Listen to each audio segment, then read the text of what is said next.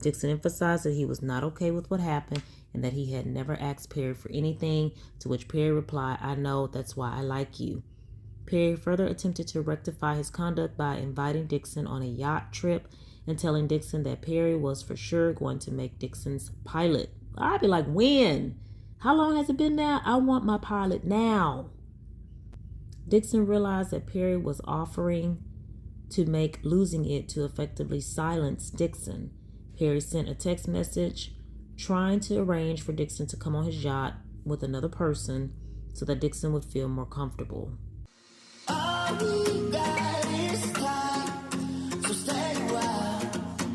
Hello, hello, hello, and welcome back to my YouTube channel. This is where you'll find celebrity crime and hot topics.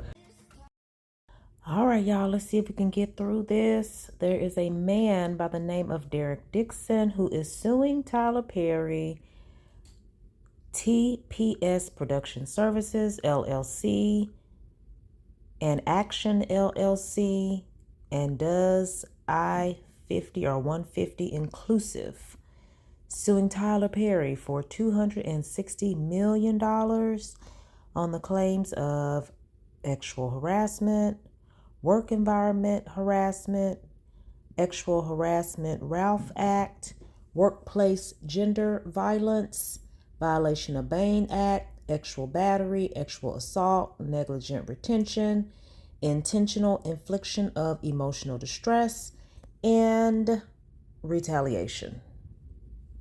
We know there were previous claims, even though it was confidential or it was like a secret person, that Christian Keys, an actor and I believe producer of TV shows such as All the Queen's Men, he accused someone that fit the Tyler Perry description, last year, and probably got like a secret settlement or secret payoff. He claims that he was actually assaulted and actually harassed by a powerful man in Hollywood. He said, "This person offered me $100K to take my clothes off. I was broke as I would have loved that $100K, but I wasn't going to sell my soul." So he got it on the back end, y'all. He got it on the back end because apparently this billionaire, powerful man in Hollywood, kept taking jabs at him and kept bothering him and wanted to take total control of, I believe, All the Queen's Men. When Christian Keys said he was the creator of that show, that was his show. So he felt he had to speak up. So let's get started. Derek Dixon is represented by Jonathan J. Delshad, not Tyrone Blackburn. Not Tyrone Blackburn. All right. So, summary of action. Plaintiff Derek Dixon. Plaintiff files his complaint against defendant Tyler Perry, a.k.a. Emmett Perry Jr., TPS Production Services, LLC, and Action, LLC, alleging as follows. The following complaint is pled on information and belief.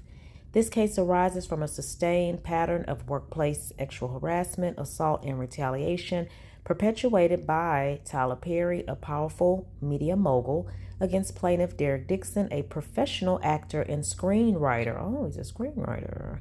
Mr. Perry is an American actor, filmmaker, and playwright who has built one of the most successful careers in the film and television industry. Mr. Perry took his success and power and used his considerable influence in the entertainment industry to create a coercive, actually exploitative dynamic with Mr. Dixon, initially promising him career advancement and creative opportunities such as producing his pilot and casting him in his show, only to subject him to escalating sexual harassment, assault, and battery, and professional retaliation when Mr. Dixon did not reciprocate Mr. Perry's unwanted advances. These events occurred while Mr. Dixon was employed as a series regular on the Tyler Perry show, The Oval, and while Mr. Perry held direct control over his employment, compensation, and creative opportunities. Tyler Perry rose against all odds to become one of the powerful figures in the entertainment industry. His success story, once a symbol of perseverance and self-made achievement, has now become a cautionary tale of how unchecked power, wealth, and influence can corrupt those who attain it. Among other contracts, Perry received a lucrative multi-year partnership with the Oprah Winfrey Network, and his net worth tops $1.36 billion. Tyler's rise to fame and fortune elevated him from a powerless victim to a figure of tremendous wealth, influence, and power, culminating in the ownership of his own film studio. Rather than using his influence responsibly, Tyler Perry has engaged in a pattern of misconduct where he exploited his position of power. Tyler Perry has been using his power and influence to molest, abuse, and actually assault impressionable and vulnerable employees and actors who look at him for guidance and mentorship while pursuing their dreams. Just like, wow, Harvey Weinstein, Bill Cosby, R. Kelly, Sean P. Diddy Combs, Kevin Spacey, Roger Ailes, and many others in the industry, Mr. Perry's success has led him to believe that money and influence can get him whatever he wants. That belief slowly transformed into the false idea that Mr. Perry can get whomever he wants. There are things in life that money cannot buy. Mr. Perry sought the one thing his wealth and influence could not purchase: an actual relationship with a man who would remain silent. Perry told Mr. Dixon that his ideal relationship would involve a male actual partner who he could provide for and who would be loyal but emotionally detached. Perry told Dixon, whoever ends up with me is going to be a happy MFer. In essence, Mr. Perry's first instance of actual exploitation.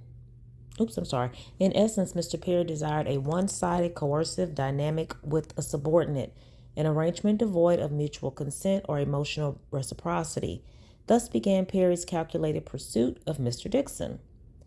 This was not Mr. Perry's first instance of actual exploitation.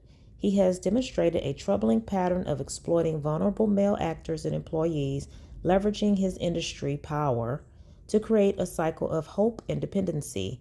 First, he offers aspiring actors the prospect of career-defining opportunities, roles that promise visibility and advancement.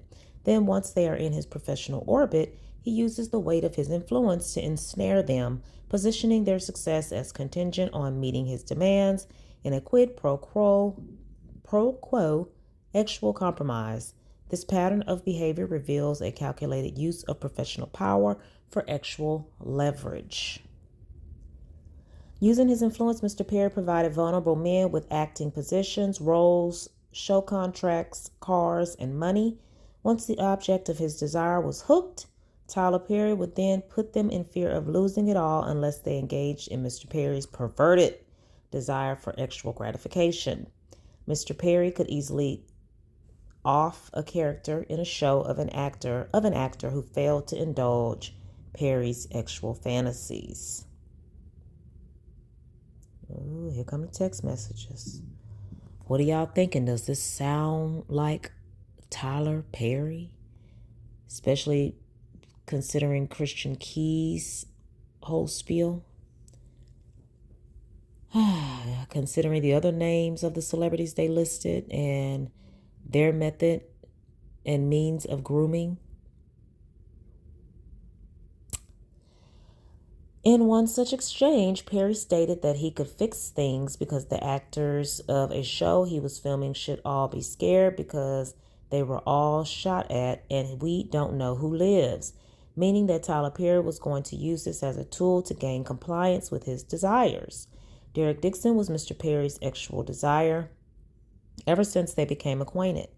Dixon was working as part of the event staff for a party hosted by Mr. Perry. When Perry noticed him, Perry immediately offered Dixon the chance to audition for a part in one of his TV productions. Dixon agreed and was on set with Perry behind the camera for weeks in close quarters. During the time they were filming, Perry would send flirtatious text messages to Dixon. For example, in one message, Perry stated that he was jealous when he saw Dixon going on walk with another man named Brad. And they have the exhibits here, y'all. Exhibit 4 off in his characters of his show. Then in this text message, it says, "Why did that photo make me jealous? You two together." And Derek says, "Ha ha, I don't know. It's just Brad, LOL."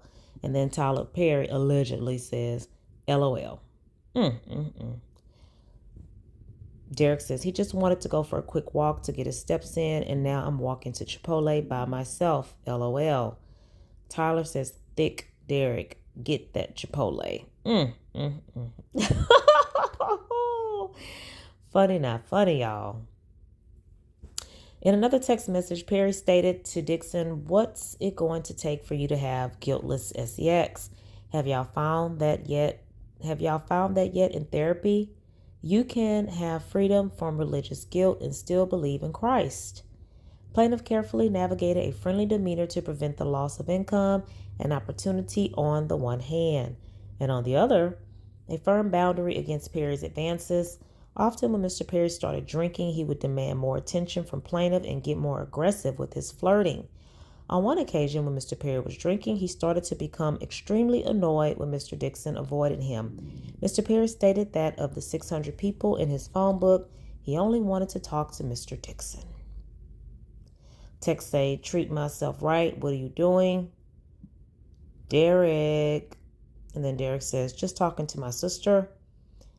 Perry says, "I roll. Fine. Good night. I'll go through the 600 people in my phone book and be annoyed that I don't want to talk to any of them." Derek says, "Trying to get off so I can go to sleep. LOL." Perry says, "I understand. LOL." Derek says, "LOL. Apparently you're not the only one that's been drinking tonight." Perry says, "I just started."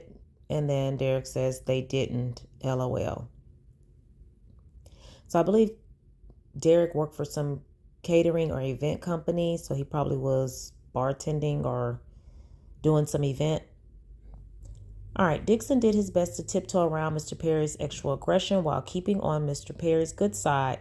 Mr. Perry made it clear to Dixon that if Dixon ignored Perry or failed to engage with the actual innuendos, Dixon's character would die in the next season. Indeed, Dixon's character Dale was shot 4 times in the chest at the end of his first season on the Oval, and Perry always held this over Mr. Dixon's head, implying that Dale would survive if Dixon kept Perry happy. Once Perry recognized the extent of control he had over Mr. Dixon, he escalated this behavior. On multiple occasions, Mr. Perry actually assaulted Mr. Dixon, including one instance where he forcibly pulled off Mr. Dixon's clothing, groped his buttocks, and attempted to force himself on Dixon. Mr. Dixon told a drunken Perry no and attempted to remove Mr. Perry's hands, but Mr. Perry held tightly onto Dixon's wrists. Mr. Dixon was only able to escape after de-escalating the situation by abruptly changing the subject. The day after the assault, Mr. Perry called and texted Mr. Dixon relentlessly saying, "Tried you, call me, and I really need to talk to you. Please call as soon as you can." Finally, when Mr. Dixon answered Tyler Perry's call, Mr. Perry profusely apologized for the actual assault while blaming it on other things. Perry continued he didn't know why he would do that. Maybe he was self-sabotaging. On the very same call where he apologized for actual assault against Dixon, Perry told Dixon, "And don't worry, we're going to do our show," referring to the pilot that Perry knew Mr. Dixon had desperately wanted to produce. Shortly thereafter, Mr. Dixon got a call from Perry's lawyer saying that Christmas had come early and that Dixon was getting a substantial raise, and the show was green lit. Perry's attorney explicitly warned Dixon not to tell any other actor on the show about Dixon's raise because no other actors were getting a raise, only Dixon. Oh my God. This is sticky. Oh my God. Oh my God. Oh my God, I'm scared. Perry kept telling Dixon that he was sorry and that the harassment would not happen again. However, the harassment and assaults continued. Mr. Perry would also try to deflect the blame for the actual assault by saying that Dixon didn't have a strong enough no. Perry told Dixon that you have to be able to say no to propositions for sex and mean it and make it clear. Dixon did not know how to answer without facing retaliation, cancellation of his production contract, or perhaps being offed of the show.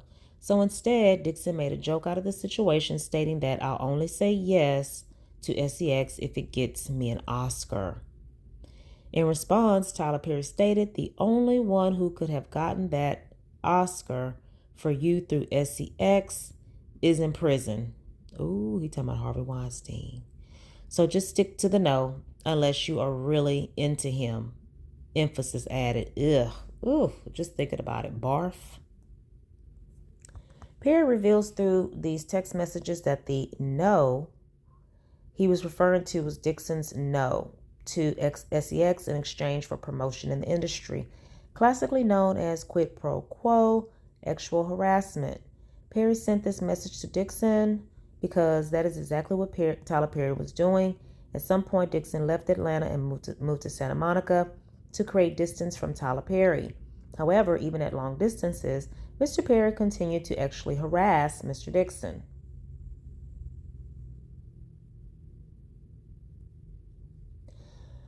Parties. Plaintiff Derek Dixon is an individual who resides in the state of California. Defendant Tyler Perry is an individual who resides in both the state of Georgia and in the state of California and has extensive business contacts in the state of California so that he conducts substantial, continuous, and systematic business activities in California. Defendant TPS Production Services LLC is a limited liability company doing business in the state of California but is headquartered in Georgia. Defendant in Action LLC is a limited liability company doing business in the state of California but headquartered in Georgia. Plaintiff is ignorant to the true names and capacities of defendants sued herein, as does 1 through 50 collectively with TPS Production Services LLC, AA, and Tyler Perry. The defendants are defendant inclusive and therefore sues these does by such fictitious names under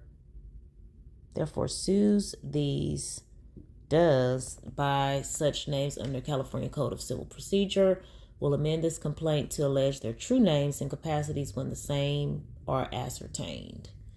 Plaintiff is informed and believes and thereon alleges that each of the fictitiously named defendants is legally responsible in some manner for the occurrences herein alleged, that the injuries of plaintiff as herein alleged have been proximately caused by the aforementioned defendants and each of them. On information and belief, one or more of the defendant is the full or partial parent or owner of a wholly partially owned subsidiary or a division of the agent of the alter egos of each other, blah, blah, blah. Okay. So I think basically they're just saying all those companies are owned by Tyler Perry and they may have fictitious names, but we're meaning to sue you, Tyler Perry, your company, basically. All right, this section venue jurisdiction is saying that all of the acts occurred in California, so I'm guessing they're going to adhere to California law. Line 43, Mr. Dixon was a resident of California from January 2023 through the end of the relevant time period, and the actual assault and harassment of Mr. Perry continued and extended into the relevant time period where Mr. Dixon was a resident of and working from California for Mr. Perry.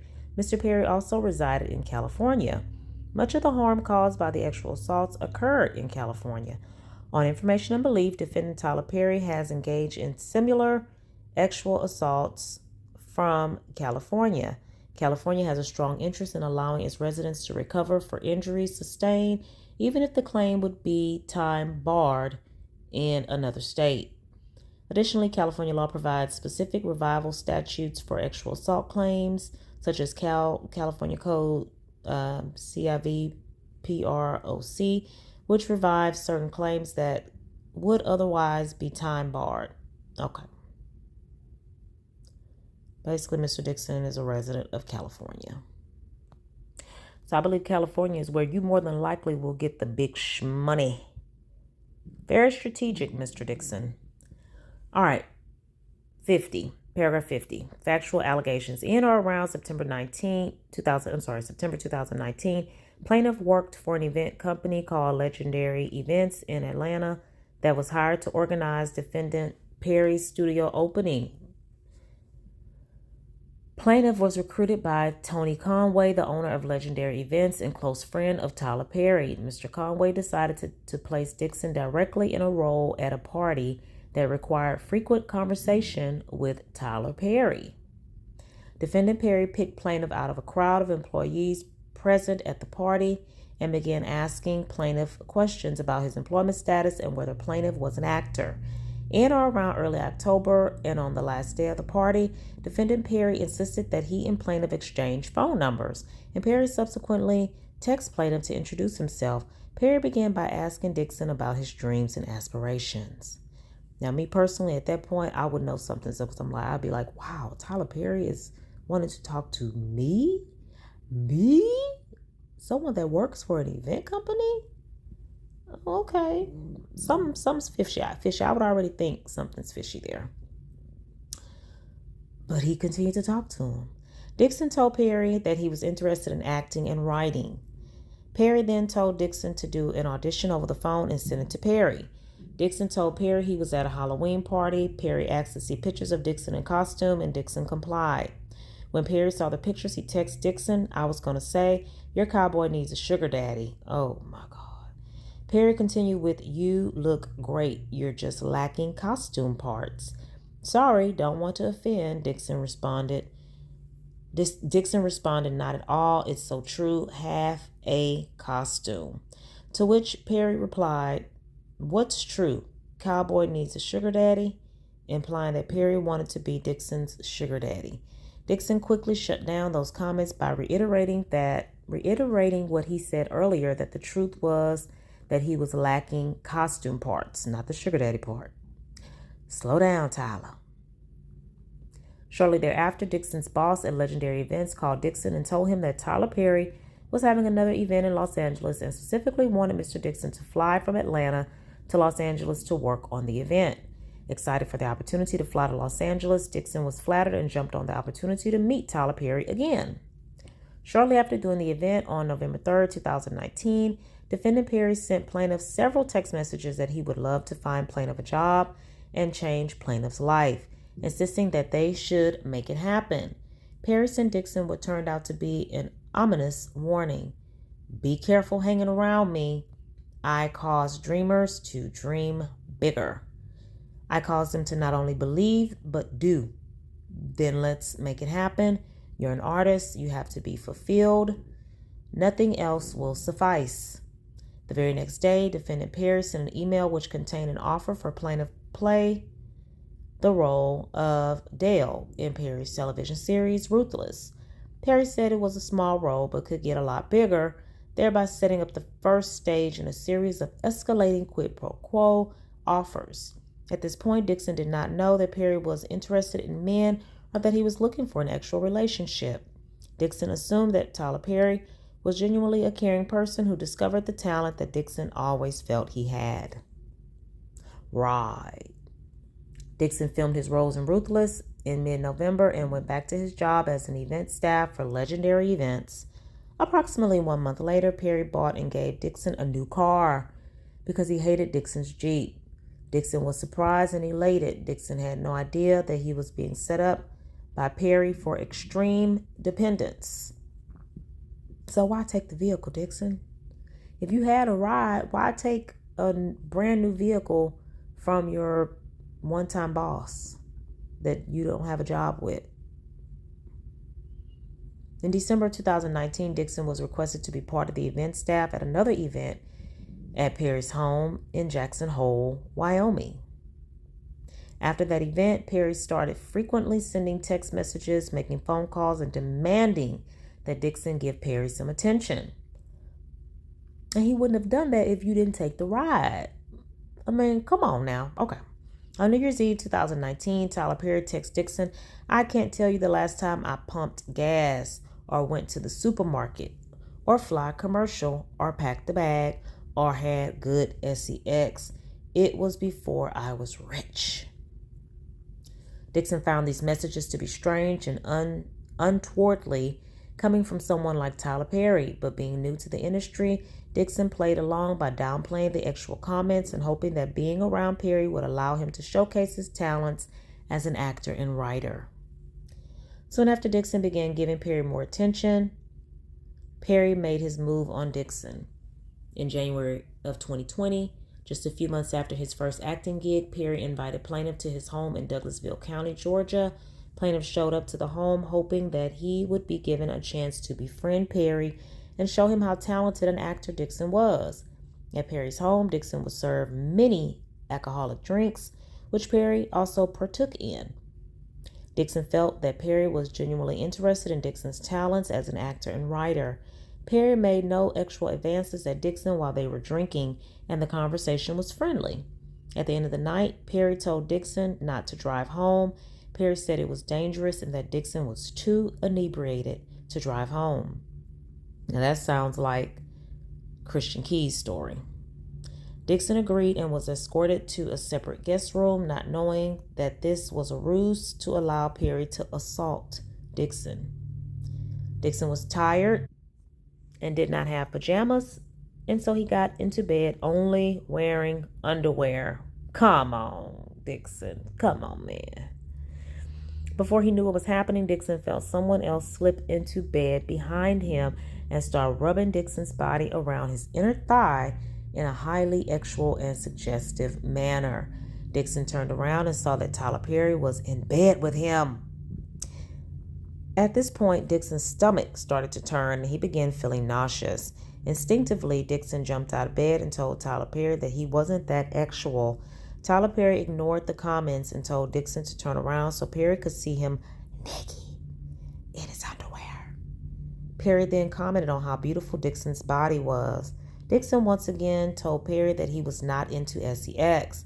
Dixon kept informing Perry that he was not into sex in order to keep Perry at bay, while at the same time not insulting the person who was dangling his career in front of him. Too late, Dixon, in my opinion. In response to Dixon's frequent assertions that Dixon was not into sex, Perry started prying further. Perry would send Dixon a text message saying, "I would hope that you would let someone hold you and make love to you. You're missing the best years of your life, my friend. Trust me, I hope you get past that block in your mind soon." Perry was implying that Dixon would hopefully get past the block in his mind and would let Tyler Perry make love to him. After that assault in January, Dixon felt betrayed. Perry continued to call or text Dixon every day, asking to talk to him more. Dixon ignored Perry, which led Perry to text him, "Derek, why don't you text me more?" The more Dixon ignored Perry, the more aggressive Perry became, until finally Perry offered Dixon a part in a new show called The Oval. I don't watch that show. Anybody watch that show? Dixon was intrigued and was hoping that this would be the big break that he was looking for and a chance for him to display his acting talent. Meanwhile, Dixon's not getting any offers or doing any auditions for any other roles with any other producers or directors, right? Just checking. On February 11, 2020, Perry told Dixon to quit his job at Legendary Events and come work exclusively for Perry. Perry was not able to control Dixon so long as Dixon had a secondary income that was providing for his basic needs. Once Dixon quit his job, due to his role on The Oval, Perry started getting more and more personal with Dixon, knowing that Dixon was now under his control. Perry would often say things like, "I give and give and give, and no one ever does anything for me in return. No one ever gives me what I want or what I need," implying that Dixon was not giving him sex. Perry started asking Dixon about Dixon's sexual preferences and what role Dixon took on when engaging in sexual acts. And y'all, sorry, there is a loud vehicle outside. Hopefully it goes away soon. When engaging in sexual acts, whether he was a top or bottom, which in sexual terms means whether Dixon preferred to give or receive anal. Perry further indicated to Dixon that he had sex with men before and that he was a top. Oh. Perry liked to top it off. Perry further told Dixon that when you have a big dick and when you hit the G-spot right on these bottoms, they go crazy. Wow. Perry further told plaintiff that he wanted a man who was in a relationship with another individual, but with whom he could be emotionally involved. and engage in actual acts with, like a friend with benefits relationship, because Perry did not have time to deal with the emotional aspect of a relationship, only the physical. Well, I'm confused. How can you get emotionally involved with a person but not deal with the emotional aspect? And I would hope whoever that person is involved with in the relationship that they would be okay with that. But okay. All right.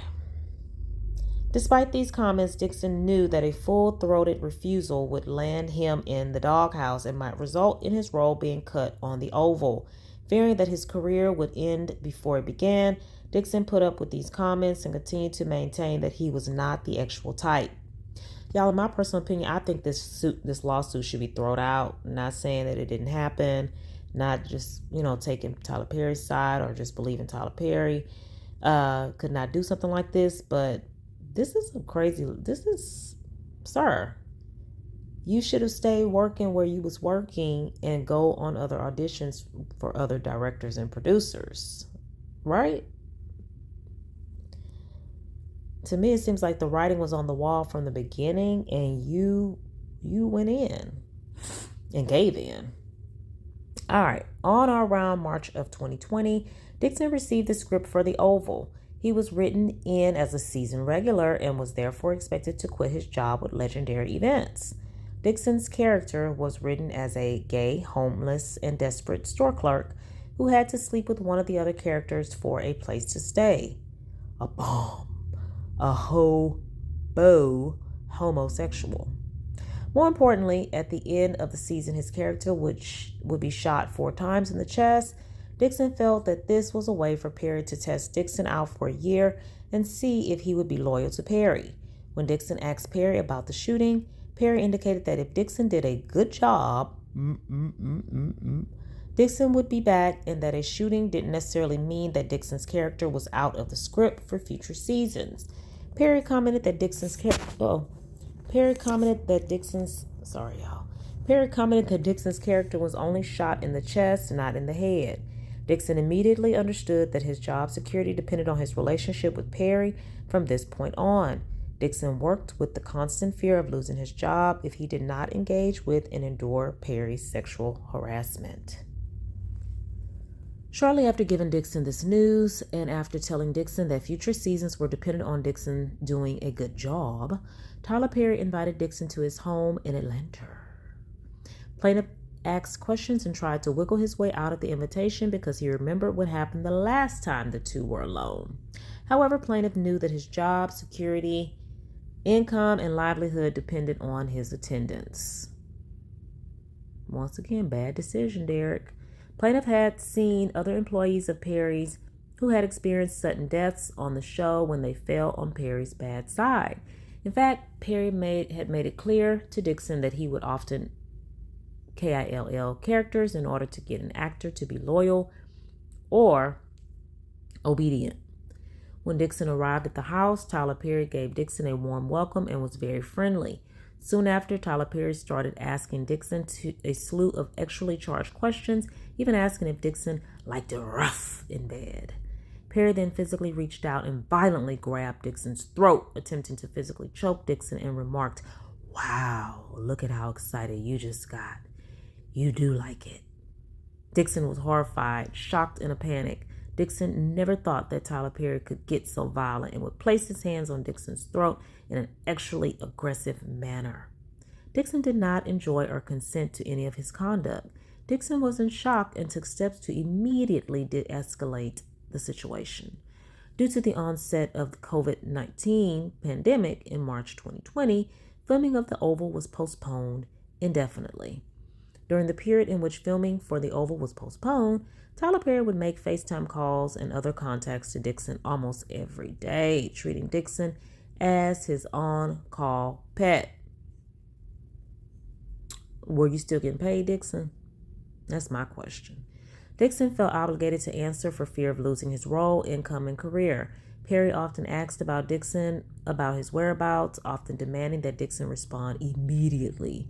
When he didn't, Perry would send text messages to Dixon stating, "Derek, grrr," and "What are you doing?" Additionally, Perry was jealous of anyone who Dixon had a relationship with. Tyler Perry told Dixon that if Dixon got COVID-19 from his roommate at the time, Dixon would not be able to shoot the Oval. Perry encouraged Dixon to move into one of the on-set studio houses owned by Perry, where Perry would have more control over Dixon's whereabouts. But didn't he do that with all the cast members, though?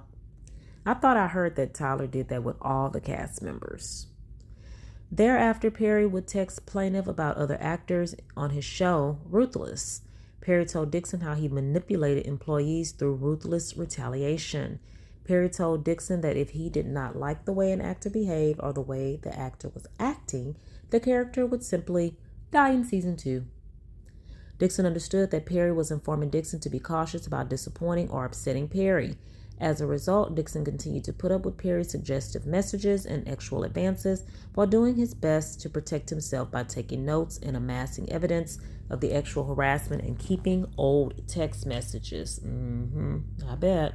In one conversation in or around April of 2020, Perry told Dixon that Perry imagined Dixon prancing around in a cowboy outfit and that Perry did things to Dixon that he could not talk with Dixon about any further because they were so wrong.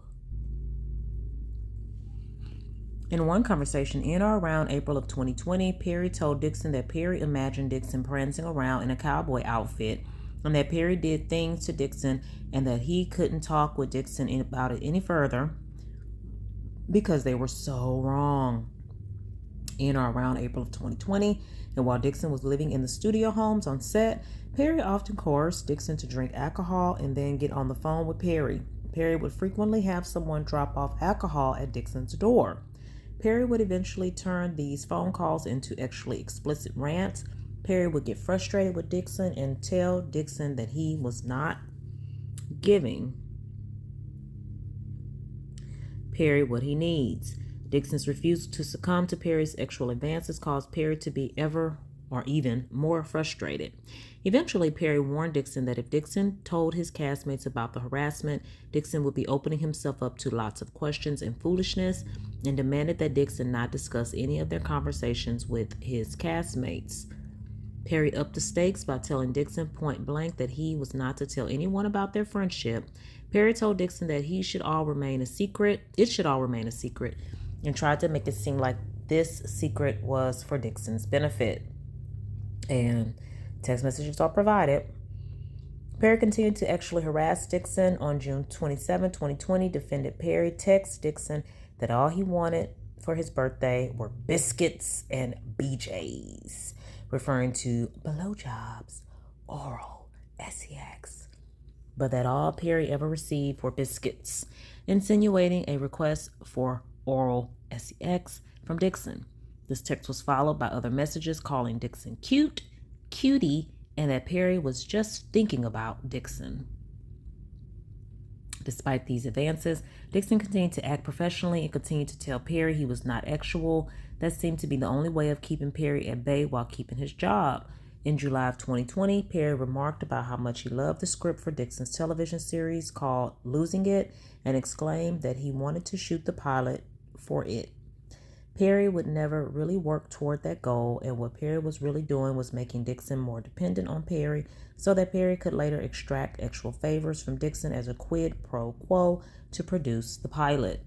In or around August 2020, Dixon and his castmates began shooting for the Oval after delays due to COVID-19 pandemic, during which time all castmates and crew lived on the studio set in a quarantine bubble.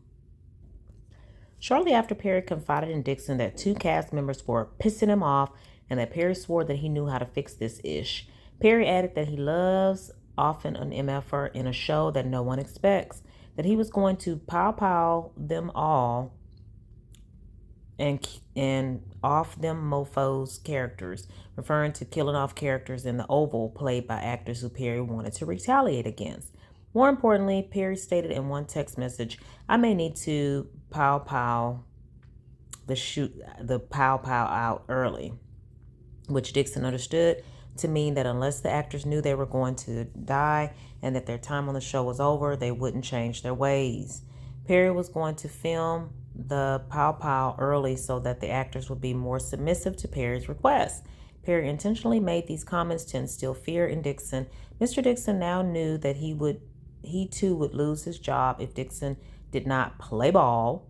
No pun intended. With Perry's sexual harassment. This is what Perry had been setting up. Dixon was now fully reliant on Perry for his income, hope, and future aspirations. Perry made it clear that Dixon was not to disclose the relationship to anyone else, and Dixon was aware that Tyler Perry would basically take him off the show for good, thereby ending his career if Dixon got on Perry's bad side. To top it all off, Dixon already knew that his character was pow pow 4 times at the end of the season, but that the shots might not be fatal. In July of 2020, Perry read the script of Dixon's pilot and told Dixon that he loved the show so much he wanted to shoot the pilot for it. Dixon did not know that Perry never intended on shooting the show. Perry knew that he would use the motivation of shooting Mr. Dixon's show to get Dixon to do what Dixon had been resisting for many months, which was to give Perry the actual gratification Perry so craved. Once the stage was set, Perry knew he could get away with actual harassment. During the filming of The Oval in 2020, Perry engaged in a severe and pervasive tirade of actual commentary, including but not limited to A, that Dixon liked being choked, following Dixon's being choked by a cast member in one scene on The Oval. B, why do you twist your hips when you walk? C, how can I get a day of Dixon? D, when will you be thick again? E, I love how I feel right now, but I don't like being horny. F, I feel sorry for the first person who flirts with me. G, I've been trying to put that energy somewhere else, but everything is actual on this stuff. H, that snake across the table made me think of photo of Nicki Minaj from the music video for her song Anaconda, in which she references intercourse with male genitalia symbolized by a snake. I will gladly chalk you right now, referring to Perry's desire to choke Dixon in a sexual way. Tyler Perry likes it kinky. Why they be liking a choke? I don't know. J, a suggestion that Dixon should get braces behind his teeth, but that plaintiff would have to give up BJ's and that it could be dangerous for Dixon's partner, especially if they're not circumcised. K, that's when you were thick Derek, fun Derek, drunk Derek, before COVID Derek. I miss him just without a butt.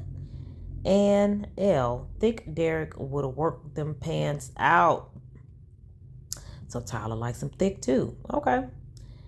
Perry also photographed Dixon's buttocks while on set and sending the pictures to Dixon. 2 text messages of many show that Perry was jealous of seeing Dixon with other men, and that Perry describes Dixon as so beautiful. There are the text messages. Why did that photo make me jealous? You two together. Dixon says, haha, I don't know. It's just Brad. Okay, that's the same one. And then, haha, you can tell from the photo, I guess, that he's thick. Tyler says, no, I can't, only from your jeans. Derek, haha, that's how I measure too. If I'm not filling them out, I'm not working hard enough. Tyler says, why? Right. To make men swoon. Derek, then Tyler says, in your mind soon or something. Derek says, well, it's not this person, but yes, I want that too. I'm working on it. Therapy is helping. Tyler, no, not that person. LOL. Derek, just saying, LOL. Tyler, I feel sorry for the person that you choose.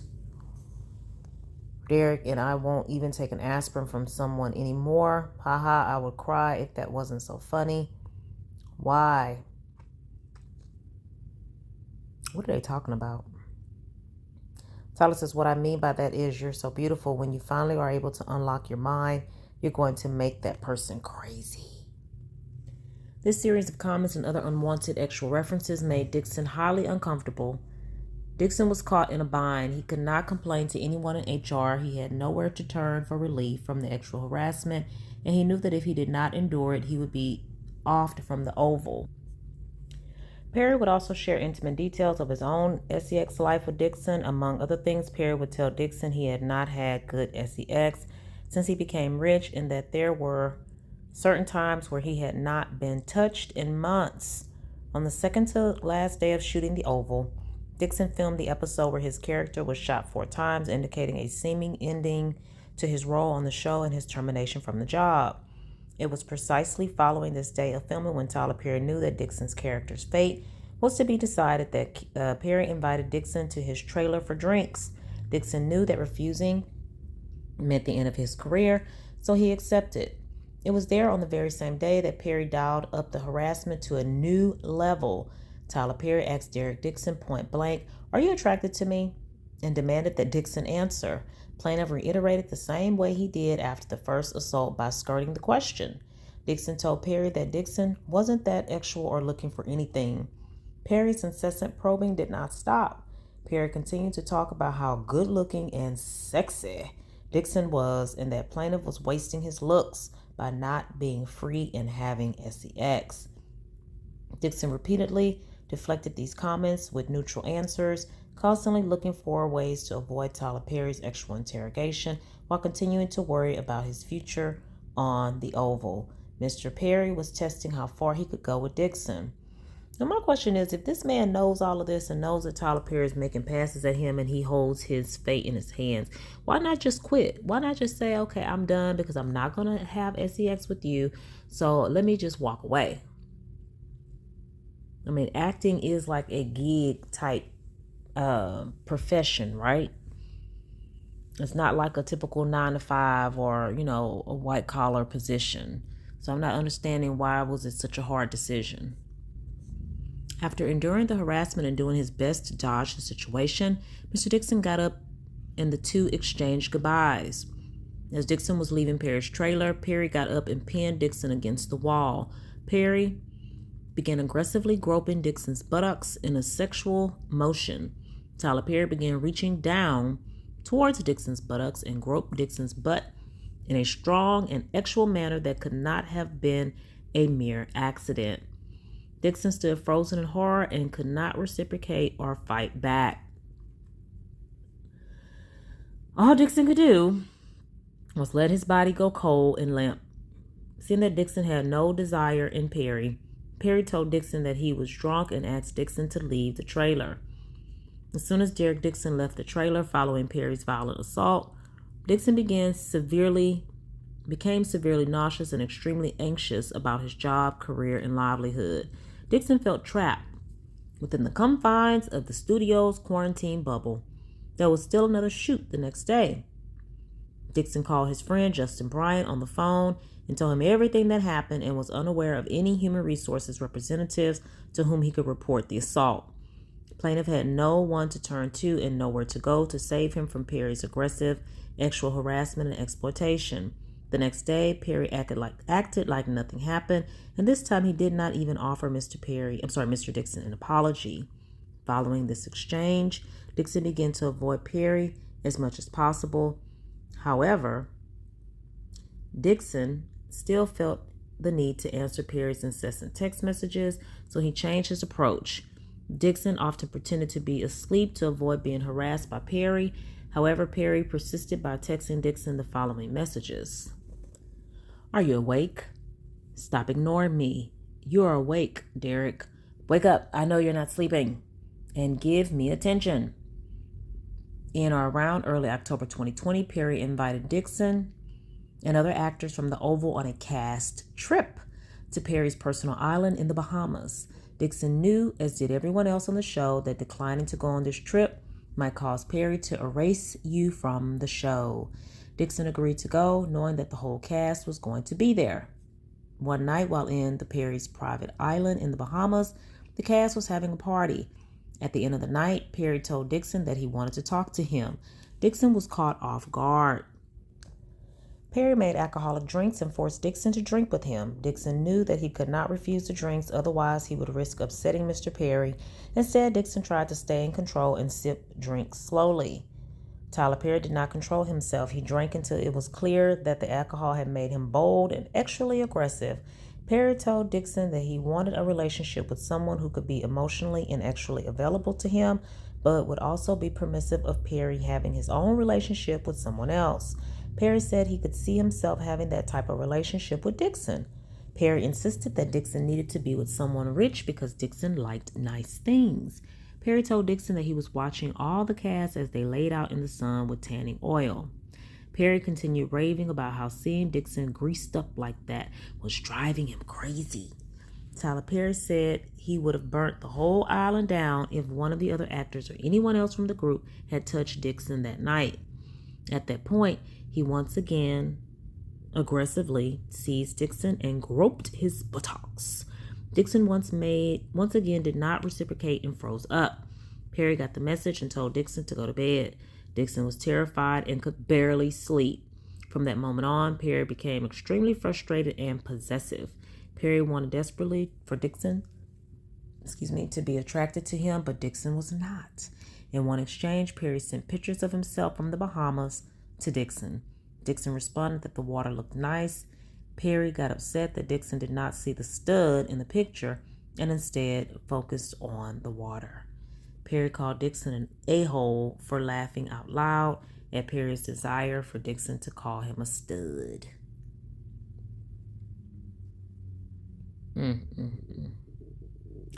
On or around October 18, 2020, and following Dixon's return from the Bahamas, Perry told Dixon that he was jealous that Dixon was giving too much attention to other men.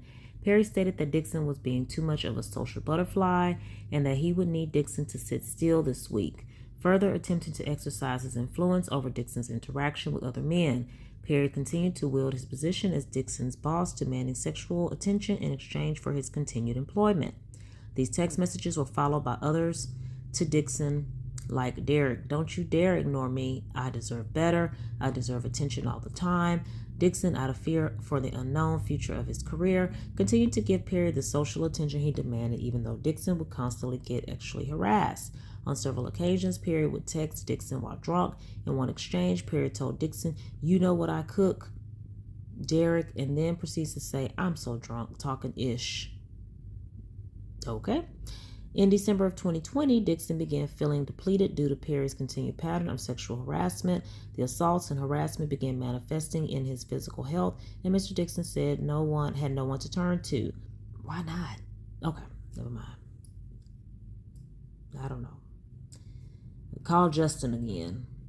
Dixon visited a physician who indicated that Dixon's exhibited severe symptoms of acute stress, insomnia, stomach issues, and dangerously low cortisol levels due to sexual harassment and assault. The physician prescribed Zoloft, an antidepressant, for Dixon's ailments. The sexual harassment continued through the beginning of 2021. Perry continued sending Dixon unsolicited photos of Dixon's body from the set of the Oval with comments such as, "Oh my God, look at thick." I guess he meant to say thick, Derek, thick. "No, the weight difference I can do, see it. Thick Derek." Why does he keep calling that boy thick? Okay, good. "Nope, I can't deal with thick Derek, LOL." So did he get thick? I thought he was just thin from the doctor visit. So he thick again? What's it going to take for you to have guiltless sex? Have you found that yet in therapy? What's your waist? I'm so glad thick Derek is back, is with us. Break out in ass and thighs. You home? I don't want you out with your friends drinking. You are the rose, but you are so blocked that you refuse to be smelt or opened. When you finally are able to unlock your mind, you're going to make that person crazy. Crazy in a good way. Have you been intimate with someone? These are more texts, y'all. Why did that photo of Derek and another cast member make me jealous? You two together. Thick Derek again. Get that Chipotle. No, I can't. Only from your jeans. Derek is there to make men swoon. What I mean by that is that you're so beautiful. Okay, we read these texts already. I can't get that phone call from you when you tell me you let go and you loved every minute of it. Or I can't wait to get that phone call from you, okay? No straight man would go on walks with you or cooking dinner for you unless they wanted to F you. I would F you. So does that mean Tyler has cooked for him before? They've gone on walks together? Next one, what are you doing hanging out with that girlfriend of yours? She wants you too. Everyone wants to F Jacob. Referring to Dixon's character in the pilot of Losing It. Oh, okay. After several weeks of unreciprocated sexual innuendos and demands for attention, Perry lashed out at Dixon on set and asked if he needed to punch Dixon in the stomach for Dixon to act the way Perry envisioned in a scene. This exchange was highly tense, and Perry's reaction stunned several cast members. Oh. Actors on set consoled Dixon for the abrasive interaction, confused as to why Perry overreacted in such manner. But Dixon knew that Perry was lashing out due to his frustration at the lack of attention Dixon was giving him. On or around June 4, 2021, Perry invited Dixon to his house to spend some time together and discuss the pilot of Losing It. Although Dixon hesitated, he feared the consequences of disappointing Perry and believed once Losing It was a big show, he would be freed from under the clutches of Perry. During this visit, Perry made several alcoholic beverages for himself and demanded to know why Dixon was not having sex with anyone. Perry probed further about Dixon's sex life, insisting that the two were becoming increasingly drunk and it was time to end the night. Perry then led Dixon to a guest house where a guest bedroom was. Dixon would be staying there that night. Inside the guest bedroom, Perry motioned to Dixon to come see a weight monitor that he had. Perry told Dixon that for the monitor to work, Dixon would need to step on the monitor wearing only his underwear and pushed Dixon to try it out. Dixon tried to avoid the uncomfortable situation but decided it was better to comply and hurried to bed than to wait for the alternative at that point. After weighing himself, Dixon walked toward the guest's bedroom, followed by Perry, who then asked Dixon for a goodnight hug. Rather than arguing, Dixon complied, at which point Perry reached out and yanked Dixon's underwear from behind. Oh my God. Perry then began to vigorously grab, grope, and play with Dixon's buttocks in a sexual manner. Dixon was naked, stunned, and seized by tremendous fear. Dixon started to tell Perry that he did not want his underwear down and that Dixon didn't want to be naked and that Dixon didn't want this. Lord. Dixon quickly reached to pull his underwear back up. As soon as he did, Perry grabbed Dixon's reaching arm with a tight grip and held fast. Tyler Perry told Derek Dixon to relax and to just let it happen and that Perry wasn't going to hurt Dixon. Perry continued to actually grope Dixon's buttocks.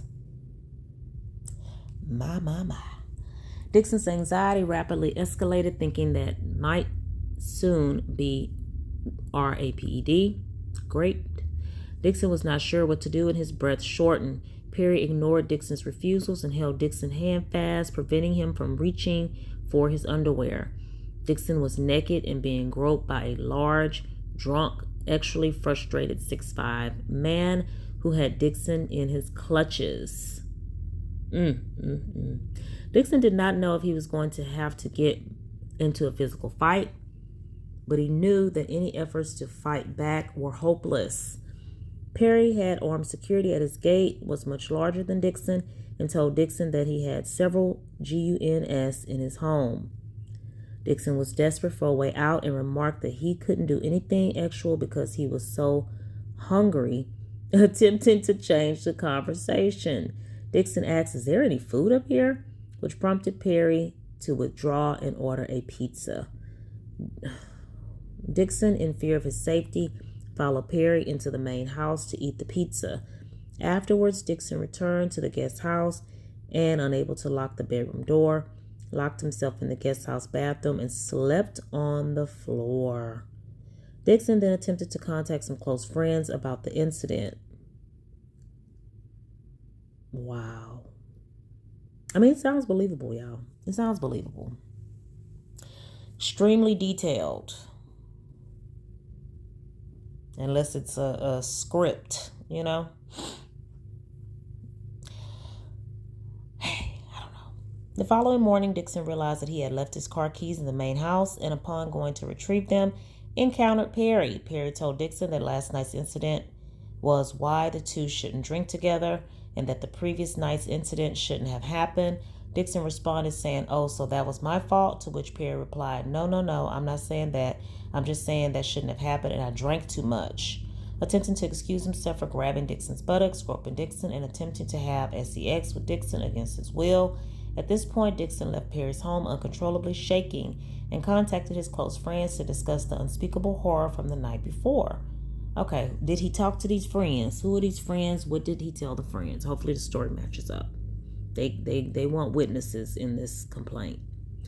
For the next several days until June 6, 2021, Perry texted and called Dixon incessantly with messages asking Dixon to call him or answer his calls. Finally, Dixon answered, at which point Perry began to apologize, blaming the testosterone supplements he was taking at the time. Oh. Perry had confided in Dixon that these supplements in the past messages decided to use them as a scapegoat for his actions. Dixon emphasized that he was not okay with what happened and that he had never asked Perry for anything, to which Perry replied, "I know, that's why I like you." Perry further attempted to rectify his conduct by inviting Dixon on a yacht trip and telling Dixon that Perry was for sure going to make Dixon's pilot. I'd be like, when? How long has it been now? I want my pilot now. Dixon realized that Perry was offering to make losing it to effectively silence Dixon.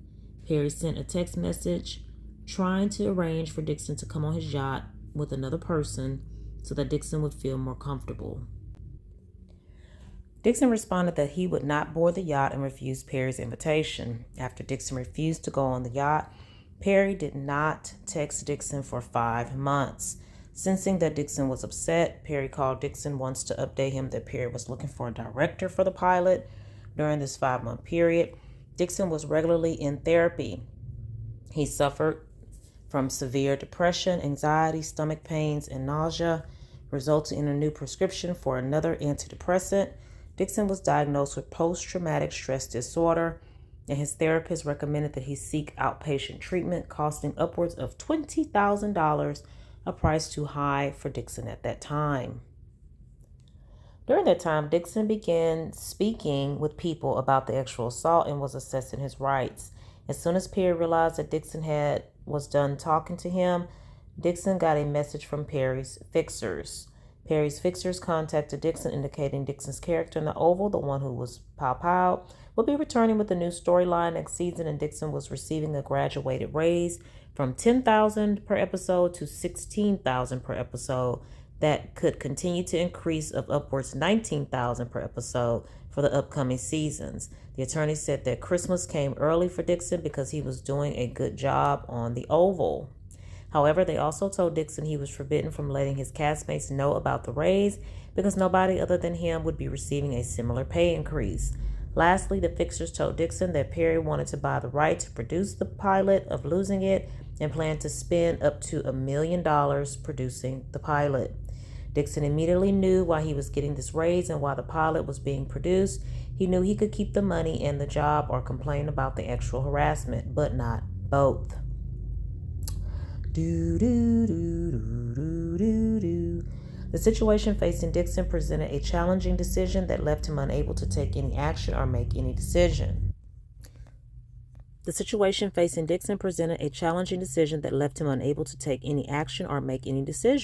The prospect of the sexual assault and harassment began becoming and dealing with Perry's highly paid attorneys. Becoming public and dealing with Perry's highly paid attorneys was daunting. Perry had significant resources, whereas Dixon did not. Dixon's goals of working as an actor and being discovered for his talents might be jeopardized. In what was an extremely difficult decision, Dixon bowed to the pressure and fear of losing his livelihood in hopes of advancing his career. Dixon decided to return to the set and have his pilot produced. He insisted, however, and decided to put safeguards in place between himself and Perry. In or around November 2021, Dixon returned to shoot the Oval. It was then when he saw Perry for the first time in person since the June 2021 assault. Dixon suffered a panic attack in his trailer, prompting another actor to calm Dixon down. Seeing that Dixon was still upset, Perry knew that he had to up the ante to ensure Dixon's silence. Perry began periodically texting plaintiff regarding the production of the pilot of Losing It to string Dixon along. Why didn't Perry just produce the show? Why didn't he just produce the show? Soon after, Dixon received a call from a member of Perry's production team telling him that they were considering shooting Dixon's pilot in the coming fall of 2021. Dixon was desperate for this good news, given the uncertainty surrounding his finances, and concerned about his future. On or around March 4, 2022, Dixon signed the literary purchase agreement for the pilot, giving the rights for the series to defendant TPS. Dixon was unaware of TPS's pre-existing television contracts with Viacom CBS, now known as Paramount Global, which would later prevent the sale of Dixon's show to any media outlets or streaming services for 2 years. Wow. Okay. On or around March 21st, 2022, shortly after seeing each other on the set of The Oval, Dixon and Perry began shooting the pilot. Perry called Dixon following the shoot, telling him that the show would net $2 to $3 million per episode. What? And run for 2 seasons, guaranteed. Perry purchased the rights to Losing It from Dixon, but did not try to sell it to any network. In fact, Perry was under contract with Viacom CBS, preventing him from selling Dixon's show for an additional 2 years following the purchase. In other words, Perry spent money shooting a pilot for a show and then purchasing the rights to it, knowing that Perry could not sell the show for 2 years. Clearly, this was done for the ulterior motive of silencing Mr. Dixon. As it turns out, Perry had no intention of ever producing Losing It. Perry never made any effort to sell the show or shop it. Perry was only using the show as a quid pro quo to Dixon, holding its production over Dixon's head like the sword of Damocles, whatever that is.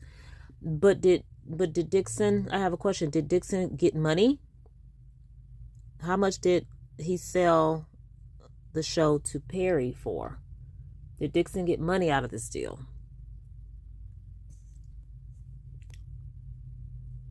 Okay, on or around April 9, 2022, to his surprise, plaintiff received the script for another season of The Oval, in which plaintiff's character, originally written as a grocery store clerk, would play a male prostitute being pursued by a pimp. This character's scenes and story shared eerie similarities to Perry's pursuit of Dixon.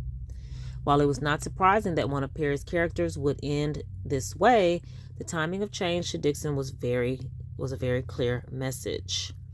As Dixon continued to read through scripts, he started to notice that Perry included lines taken directly from things that Perry and Dixon spoke about. Wow. Perry started to base the script on real life and made it personal. For example, Perry wrote about Dixon that I don't like none of my BITCHs running away. He was making good money for me. When life imitates art, right? In or around April 2022, before beginning to shoot the next season of The Oval, Perry called Dixon to discuss the June 2021 sexual assault. On the phone call, Perry lectured Dixon about how Dixon was overreacting to the sexual assault because of prior sexual assaults in Dixon's life. Perry said that there was a misunderstanding and miscommunication and that Dixon needed to say no stronger. In other words, Perry blamed Dixon for the sexual assault, claiming that Perry felt that Dixon's no was really a yes because Dixon did not say no strongly enough, so as to not jeopardize his employment with defendants Perry and TPS.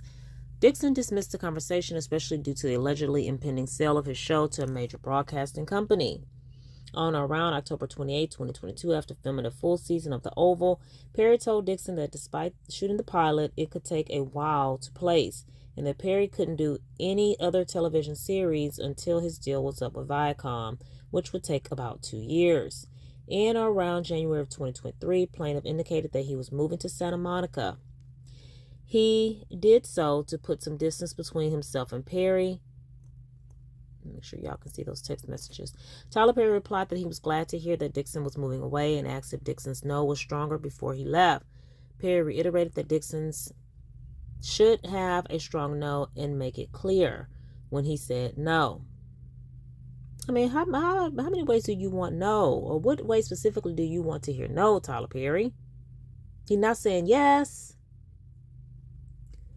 This was Perry's way of once again referring to his June 2021 actual assault of Dixon and making it clear that Perry felt no remorse for assaulting Dixon against Dixon's will. Dixon remained calm considering these triggering comments because he needed Perry to help him with his dreams of producing a show and because Dixon was still a regular actor on the Oval. Even after Dixon moved to California, the quid pro quo, harassment, and attempts to cover up the actual assault by promising a show continued. Perry could call Dixon, who felt obligated to pick up Perry's phone calls and respond to text messages. These conversations would often start about work and the men's business relationship and then transition to further conversations about Dixon's ex-life. Adding to Dixon's trauma and forcing him to relive the actual assault, Perry continued to envelope Dixon in this feeling of reliance and justify the actual assault that happened. Perry could call Dixon and say, "You'll understand when you have a hit show," and in the same breath referred to the actual assault by saying, "I'm so glad we're past that." Dixon knew that he had to just hold his tongue because Perry was still employing Dixon. On or around October 2023, Tyler Perry finally contacted Dixon, indicating that he was going to be finished with his Paramount Global contract in January 2024 and that he would be able to start working on selling Losing It. Perry was just hoping that the statute of limitations would run on Dixon's actual assault claims before closing the door on Dixon's hope and on the quid pro quo that Perry offered for Dixon's silence. In the same conversation where they are talking about Perry starting to do things with Losing It, Tyler Perry also asked Dixon who he was having sex with. Perry further pushed for details, asking Dixon if he was the giver or the receiver in this scenario, or if plaintiff used protection and prep when engaging in actual acts. Asking Dixon if he was So was Dixon having sex with a man? Perry continued to probe other intimate details about Dixon's sex life. Perry again told Dixon that Perry wants a partner with whom he could have an emotional and actual relationship, but who goes back to their partner at the end of the day. In December 2023, Christian Keys, another actor who worked for Perry prior to Dixon's employment, posted a video on social media platforms detailing his abusive experience with an anonymous Black Hollywood billionaire, which Dixon pieced together and believes to be Tyler Perry. And they have the link for that video. Dixon heard Mr. Key's account and saw that Perry had been engaging in the same sexual conduct as other actors. Just like the interactions described by Keys, Perry would get drunk, climb into Dixon's bed, and start fondling Dixon's buttocks. Dixon wanted to share his experiences with the media to prevent other actors from being abused at the hands of Perry. Around this time, Perry called Dixon, indicating that he really wanted to find a home for Dixon's television series, again perpetuating, perpetuating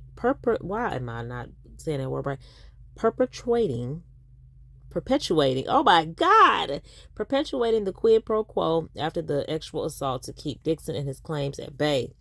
Then in January 2024, Perry told Dixon to begin working on a pitch deck for investors for the pilot.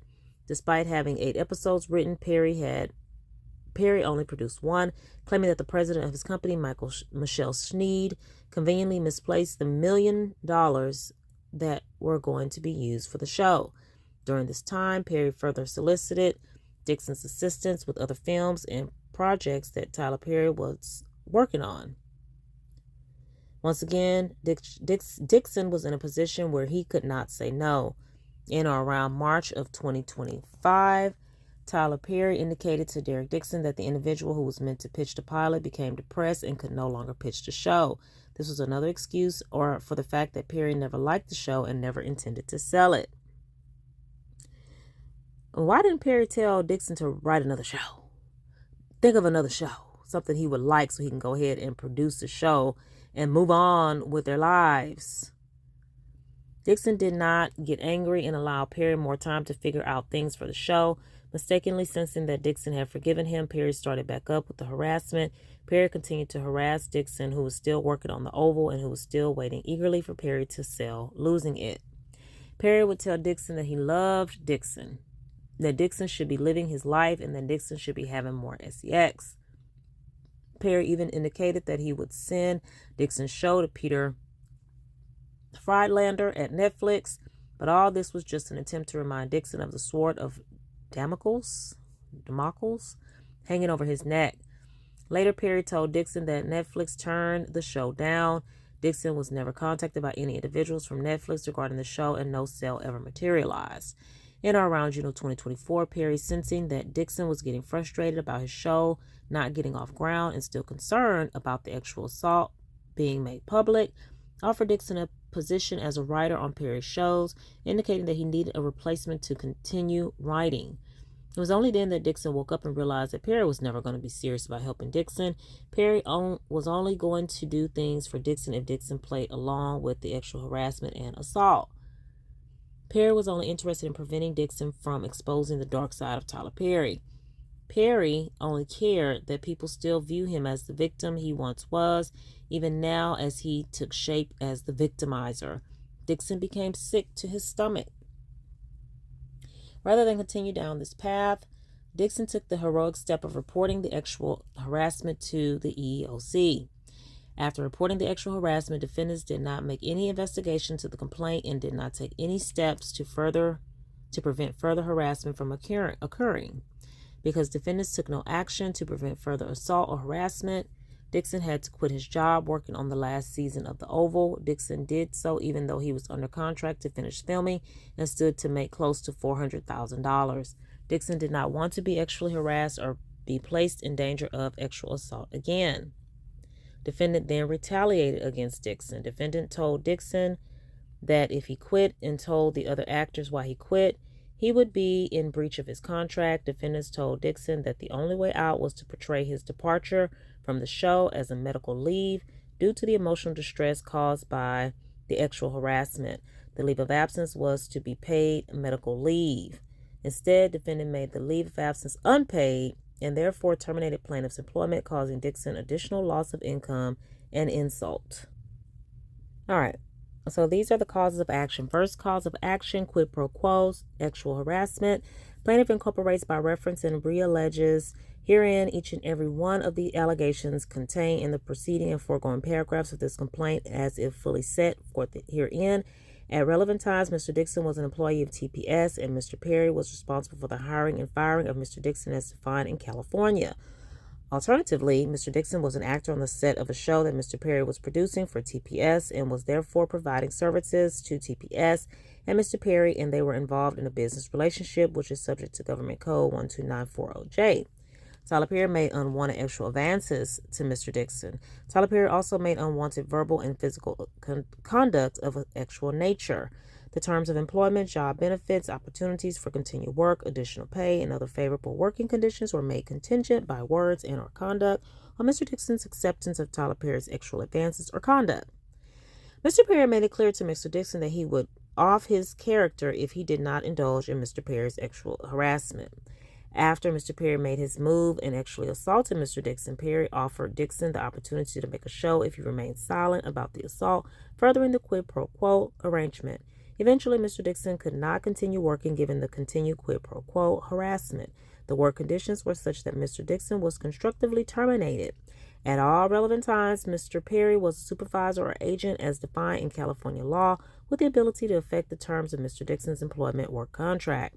As a further direct and proximate result of defendant's aforementioned conduct, plaintiff suffered physical sickness, physical injuries, body pains, anxiety, worry, embarrassment, humiliation, and injury to his professional reputation, mental anguish, emotional distress, and post-traumatic stress disorder in an amount to be proven at trial.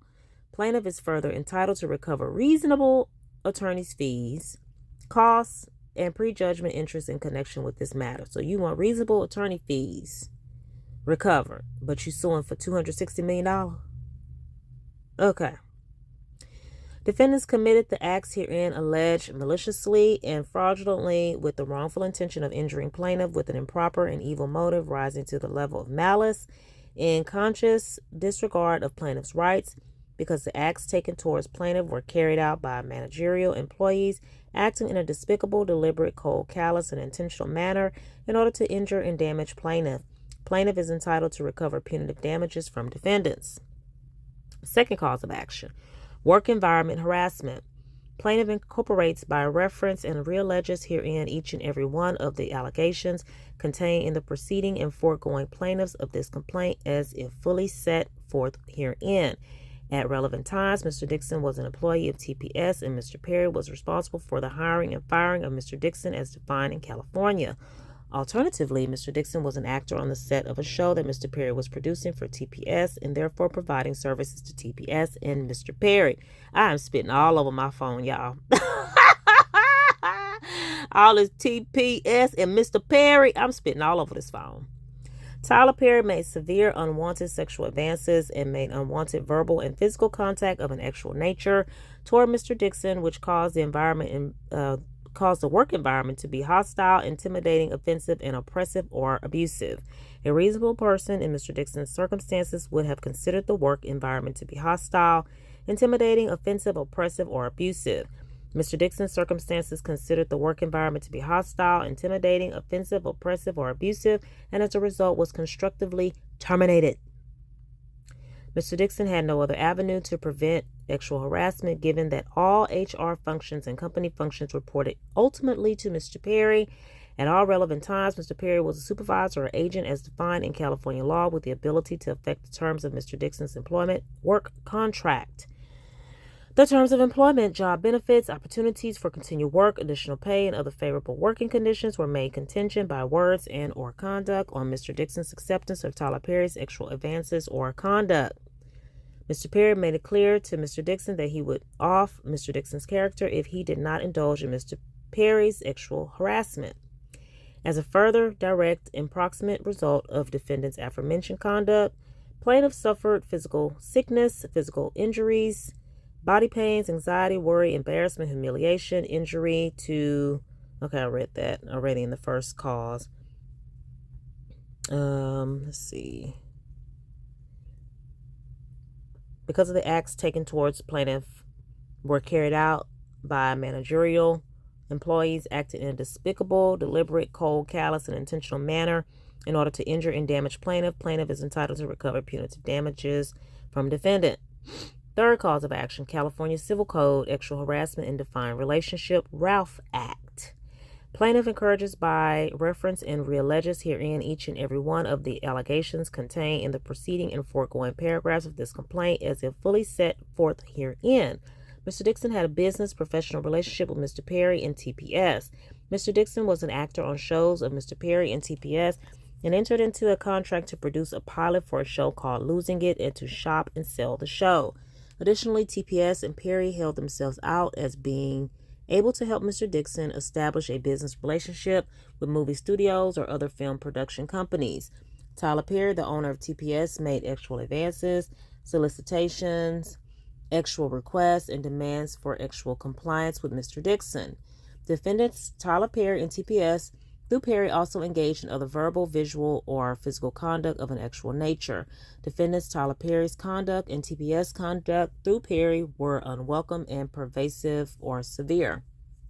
Defendants intentionally, recklessly, and wantonly acts resulted in harmful and offensive contact with the intimate parts of plaintiff's person. Perry used his authority to coerce and exploit plaintiff to spend time with him on several occasions so that defendant Perry could physically, psychologically, and or emotionally through force, manipulation, emotional abuse, intimidation, and retaliation abuse plaintiff. These acts were done for defendant Perry's sexual gratification. As a further direct and proximate result of defendant's aforementioned conduct, plaintiff suffered physical sickness, physical injuries, body pains, anxiety, worry, embarrassment, humiliation, injury to professional reputation, mental anguish, emotional distress. Y'all know. Okay, he's seeking punitive damages, y'all. Fourth cause of action, workplace gender violation and violation of California Civil Code or Civics Code, not sure, against all defendants. Plaintiff encourages by reference and realleges herein each and every one of the allegations contained in the preceding and foregoing paragraphs of this complaint as if fully set forth herein. As alleged herein, defendants are strictly liable for Perry's actions under the principles of respondent superior as alleged herein and otherwise had advanced knowledge that defendant Perry's would engage in this despicable conduct, and by other actions and inactions ratified, authorized, and condone this unlawful behavior. California Civil Code, Section 552.4 provides, any person who has been subjected to gender violence may bring a civil action for damages against any responsible party. The plaintiff may seek actual damages, compensatory damages, punitive damages, injunctive relief, any combination of those, or any other appropriate relief. A prevailing plaintiff may also be awarded attorney's fees and costs. For purposes of this section, gender violence is a form of discrimination and means any of the following: one or more acts that would constitute a criminal offense under state law that has as an element the use, attempted use, or threatened use of physical force against the person or property of another, committed at least in part based on the gender of the victim, whether or not those acts have resulted in criminal complaints, charges, prosecution, or conviction. A physical intrusion or physical invasion of a sexual nature under coercive conditions, whether or not those acts have resulted in criminal complaints, charges, prosecution, or conviction. As alleged herein, Perry violated California Civil Code Section 52.4 in that he engaged in a physical intrusion or physical invasion of an actual nature under coercive conditions, even if those acts have not yet resulted in criminal complaints, charges, prosecution, or conviction. As a direct and proximate result of defendant's violation of California Civil Code Section 52.4, plaintiffs suffer physical sickness, physical injuries, body pains, post-traumatic stress. Y'all know the rest. The acts of defendants, as alleged herein, are willful, wanton. I need to know what that means. And malicious, were intended to oppress and cause injury to plaintiff in light of the willful, wanton, malicious, I hope that's pronounced, malicious and intentional conduct engaged in by defendants. Plaintiff is entitled to an award of punitive damages. Plaintiff has incurred and will continue to incur attorney's fees in the prosecution of this action, and therefore demand reasonable attorney's fees and costs as set by the court. My thing is he going to have proof that these things actually happened?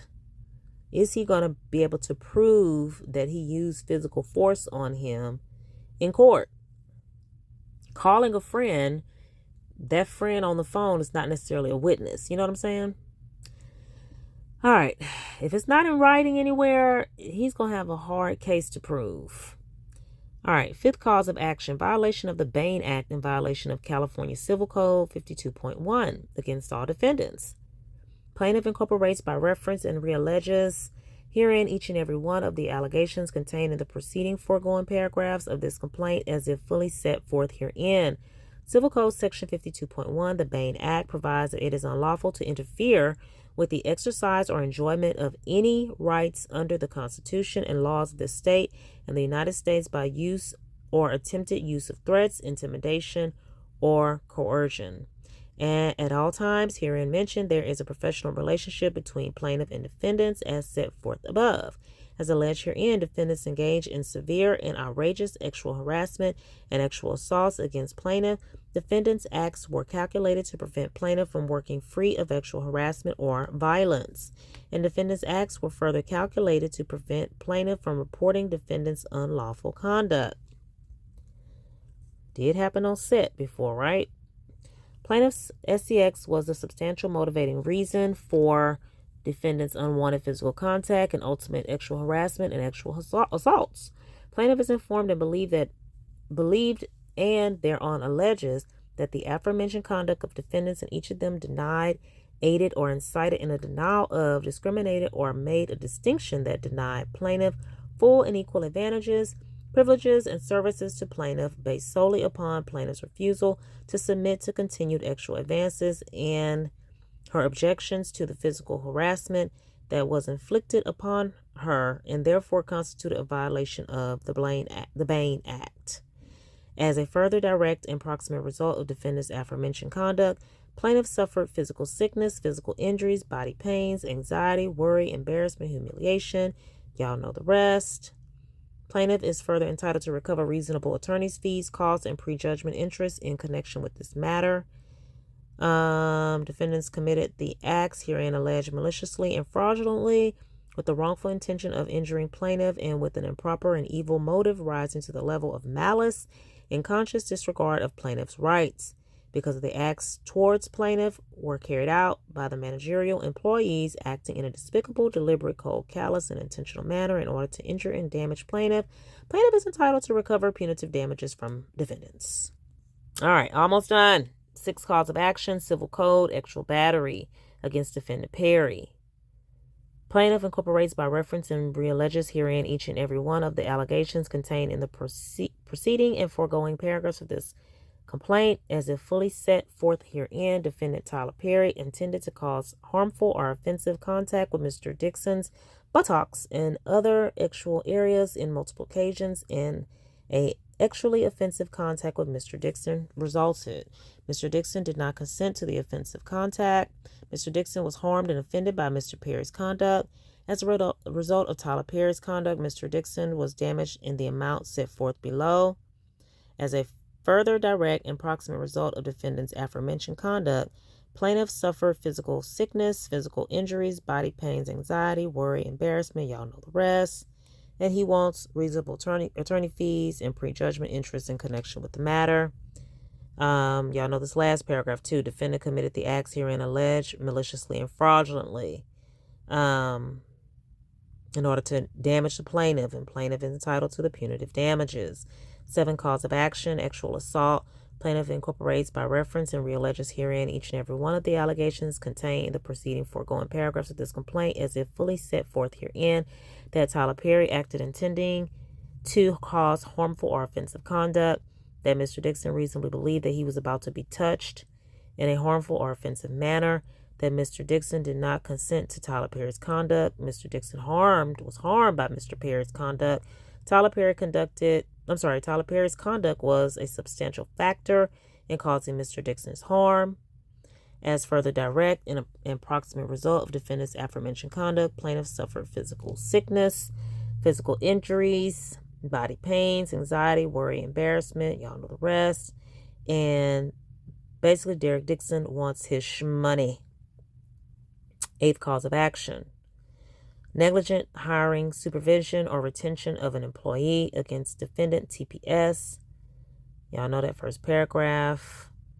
As alleged herein, defendants and each of them and or managerial employees or agents knew or reasonably should have known that employees of defendants were engaged in the unlawful, harassing, and discriminatory conduct alleged herein. Defendants and each of them knew or should have known that their employees, including but not limited to Tyler Perry, had a history of engaging in unlawful or dangerous conduct that could cause injury to plaintiff and others, yet failed to take any action to prevent such injury. Now, how do they know that? How do they know that they already had knowledge that this was happening? In fact, it is alleged that Christian Key is alleged. So how can you prove it? It is alleged that Christian Keys and others may have been subjected to the same sexual harassment, and TPS knowingly covered up the harassment to protect Mr. Perry. TPS allegedly took actions against Mr. Keys, including but not limited to paying Mr. Keys a certain sum of money and threatening him if he disclosed Perry's sexual harassment. At all relevant times, defendants and each of them and or their managerial employees or agents knew or reasonably should have known that the conduct and omissions alleged herein violated plaintiff's rights under state statutes and common law. At all relevant times, defendants and each of them and or their managerial employees or agents knew or reasonably should have known that the conduct alleged herein would and did approximately result in physical injury and emotional distress to plaintiff.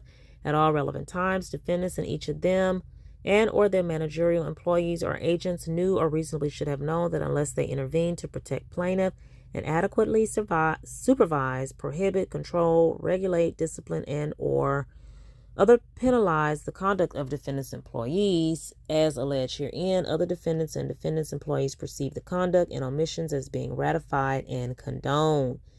At all relevant times, the negligent failure of defendants to protect plaintiff and to supervise, prohibit, control, regulate, discipline, and or otherwise penalize adequately the conduct and omissions of defendants' employees violated plaintiff's rights under state statutes and common law and was a substantial factor in causing plaintiff's harm as alleged herein. Ninth cause of action. 2 more pages. Intentional infliction of emotional distress against all defendants. Plaintiff incorporates by reference and realleges herein each and every one of the allegations contained in the preceding and foregoing paragraphs of this complaint as if fully set forth herein. Defendant conspired to and did engage in conduct that was extreme and outrageous and intentionally caused severe emotional distress to plaintiff. Defendant's conduct exceeded all possible bounds of decency. Defendant acted with the intent and knowledge that plaintiff suffered emotional distress due to their inexcusable and outrageous conduct. Defendant's conduct caused plaintiff to suffer severe mental and emotional distress, pain and suffering, mental anguish, and loss of enjoyment of life. Defendant's unlawful actions were intentional, done with malice, and or showed a deliberate, willful, wanton, and reckless indifference to plaintiff's rights. Plaintiff claims compensatory and punitive damages herein. The amount of damages sought herein exceeds the jurisdictional limits of all other courts which would otherwise have jurisdiction. 10th cause of action, retaliation. FEHA. Plaintiff incorporates by reference and realleges herein each and every one of the allegations contained in the preceding foregoing paragraphs of this complaint as if fully set forth herein. Before the taping of season 7 of The Oval, Derek Dixon made a formal complaint about the sexual harassment he was experiencing from Tyler Perry to defendants through his attorney. The complaint was protected activity. That complaint was protected activity. After reporting the sexual harassment, defendants did not make any investigation into the complaint and did not take any steps to prevent further harassment from occurring. Instead, defendant told plaintiff that he should take a medical leave of absence from the show due to the emotional distress caused by the sexual harassment and not report to any of his coworkers the real reasons for his absence. Plaintiff was expecting the leave of absence to be paid medical leave. Instead, defendant made the leave of absence unpaid and therefore terminated plaintiff's employment. Plaintiff stood to make around $400,000 for his role in season 7 of The Oval.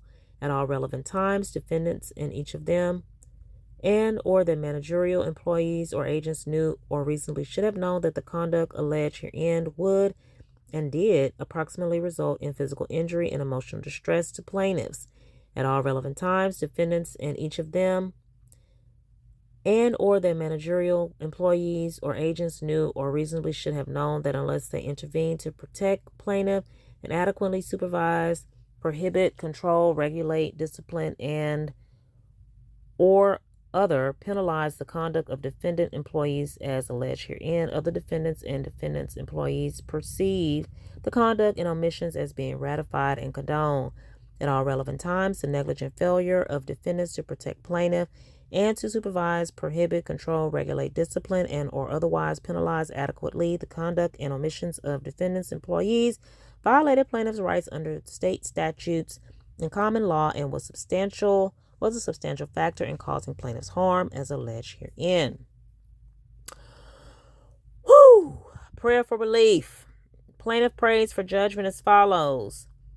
For special, general, punitive, and compensatory damages according to proof at trial, for responsible attorney's fees, expert witness fees, and other litigation expenses pursuant to law, for injunctive relief where the court deems appropriate, for all other relief the court deems appropriate and just, for a total amount of damage including punitive damages of $260 million. Respectfully submitted, dated June 13, 2025, by John J. Delshad, Esquire, law offices of Jonathan J. Delshad, attorney for plaintiff Derek Dixon. My. Woo, y'all. This is a long one. I will do a separate video with just the text messages. I will also do a video with Christian Key's original statement about the alleged harassment from a black billionaire.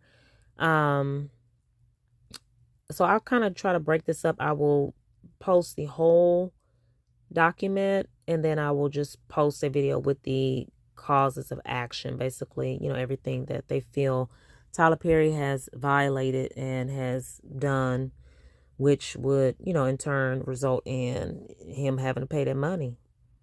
I don't know if they can find any substantial evidence, but they might be able to find some substantial evidence if anything is in writing, such as these text messages, if any of Tyler Perry's employees had the conversations with Dixon about giving him the raise, about, pitching the pilot of the show or whatnot. There could be substantial evidence, but I'm just trying to figure out, why didn't Tyler Perry take care of this before it got to a lawsuit? Like when the boy said, when he filed the complaint, why didn't they pay him out? Is that whole rich, narcissistic, obnoxious character that, rich people can't avoid displaying, can't avoid acting upon? I'm rich, I'm powerful, you're not going to get me, I can do whatever I want. And then it always ends up biting them in the butt in the end. So I don't know. We'll see what happens. I heard that Tyler Perry responded, so I'll also come back with that as well. All right, well, thanks for watching. Make sure you like, comment, share, and subscribe, and hit the notification button so you don't miss any of my videos. This was a long one, guys. Thanks for watching. Oh, and thanks to Deadline.com for the document. Appreciate you. Deadline.com. Bye.